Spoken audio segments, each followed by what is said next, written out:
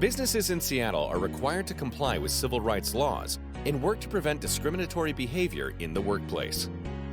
The Seattle Office for Civil Rights is here to help you understand these laws and your role in working to create a fair, equitable, and inclusive community.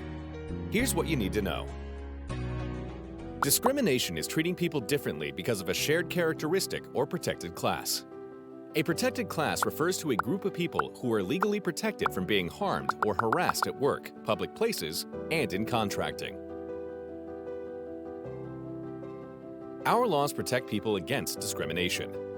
Discrimination based on a protected class is illegal in workplaces, public places like restaurants and stores, contracting, and in housing. While we acknowledge all these protections, we will focus on what businesses need to know about discrimination in workplaces and public places. Discrimination is present in policies, practices, and unwelcome behavior that treats people differently because of their protected class. It includes not providing reasonable accommodations to a person with a disability, not accommodating someone with a religious custom or practice, and retaliating against someone who filed a discrimination complaint. Different treatment is one of the more common forms of discrimination. It occurs when someone is treated differently than others because of their protected class. Let's hear an example of a different treatment. Rowan identifies as transgender, and the restaurant that they were at wouldn't give them the restroom code for the restroom that aligns with their identity. Non-transgender customers were allowed to use the restroom. Harassment involves treating someone in a manner that makes them feel uncomfortable or upset because of their protected class. For example, before every meal, Theo takes a moment to pray silently. At a recent lunch outing, several of his coworkers noticed this practice. Since then, some of them have started making disparaging comments and jokes at Theo's expense due to his religious practices. When Theo asked them to stop, they ignored him, saying the jokes were all in good fun.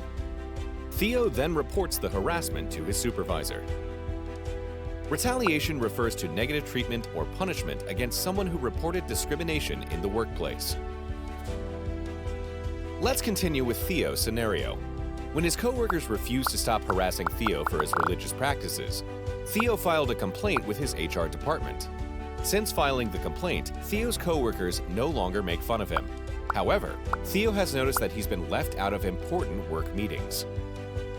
As a business, you have a responsibility to recognize types of actions or practices by you and your employees that may be discriminatory or could lead to a discriminatory outcome. If someone alleges discrimination, respond quickly and appropriately by taking the complaint seriously. Remember to be professional. Consult with a human resource professional. After the issue is resolved, take steps to prevent the conduct in question from reoccurring. Contact the Seattle Office for Civil Rights to learn more about the laws Seattle businesses must follow to ensure fair and equal access to your business. We're here to help and provide you with resources. Language and accessibility support is available for free.